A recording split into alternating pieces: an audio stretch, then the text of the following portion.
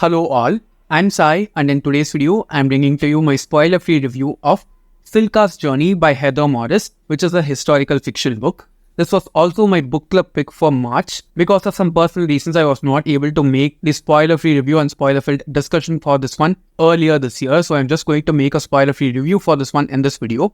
And if you want to discuss spoilers with me, I'm open to discuss it with you in the comments.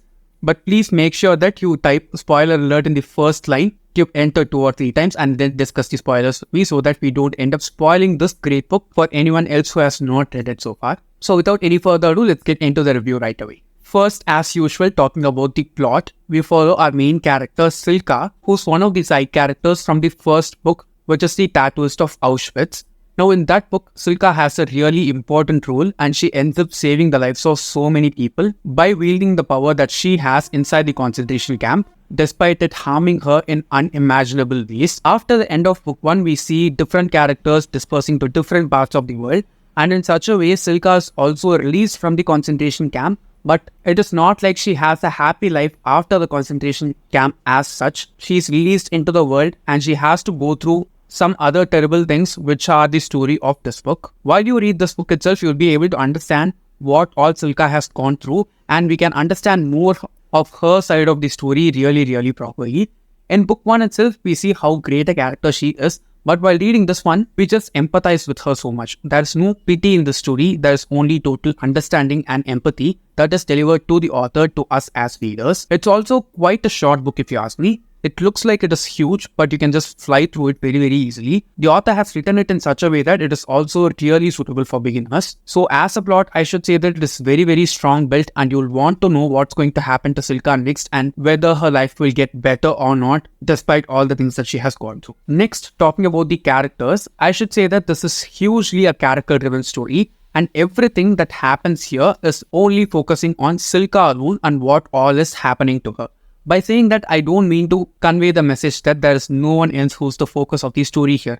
Of course, Cilka is the main character, but she's also helped by so many other such characters inside this book, both by men as well as women. And you can see how beautiful female friendships are while you're reading this book, because we don't get that represented as much as male friendships are represented in books, if you ask me. And here, in such a situation that Cilka is put in, the kind of help and friendship that she gets from all her peers as well as some people who are seniors to her is unimaginably amazing to read. And you can clearly see that Cilka is the main character here, just as Lale was the main character in the Tattooist of Auschwitz. We understand why he is the main character there. In the same way, we also understand why Cilka is the main character here.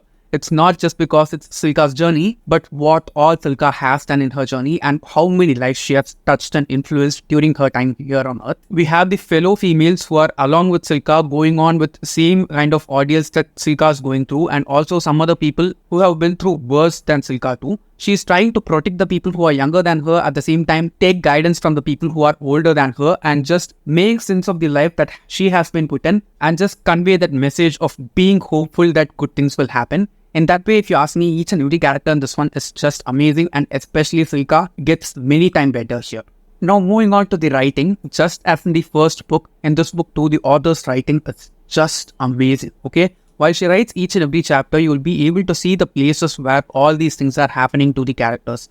She talks about really brutal stuff, especially happening to women in this book. And there are certain scenes which will not let you be free, okay? They will start like pushing you in, because the things that these people are going through inside the book, in the place where they are put at, is something which should not happen. It should not have happened to people. It should not happen to people. And it's basically not right, okay? It's wrong in so many levels. And when you're reading it, the author's writing just conveys it precisely and to the point without dragging anything and torturing you in the process of reading the book. At the same time, the author has some really beautiful lines that she just scatters here and there in terms of building the hope for the reader, okay? The main point of telling these stories out loud is not just to make us aware of all the kinds of things that these people have been through in the past, but also to show us that no matter what comes, as long as we are hopeful, good things will happen. Okay, it might seem like there's not an end to all these shit that is going on around us, but while we read stories like this one, which are filled with hope in such dire situations,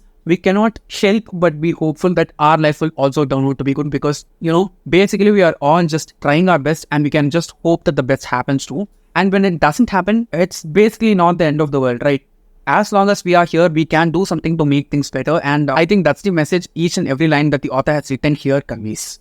And at last, talking about the pacing for this one is just perfect, okay? We get enough time with each and every one of the characters whom we follow because it is hugely a character-driven story. As I said before, it doesn't feel like we don't get enough of this person. At the same time, it doesn't feel like we don't want to know this much about this person at all, because the author times each and every character inside the story to the perfect amount that we understand who they are, why they are important for the story, and what they are doing here so that they are making the story better, they are making it hopeful, and what kind of challenges or help they are putting forward in Cilka's life. And what is Cilka going to do with these people, and how she is going to change their lives, and how these people are going to change Cilka's life. All those things are precisely timed and not stretched out or condensed by the author at any point here. It's just perfect, okay? Even though only really horrible things keep on happening in here, there are so many moments of hope too, which have been timed properly by the author. It's historical fiction. It's not like everything here is imagination or everything here is something that truly happened too, okay? It's a combination of both things, and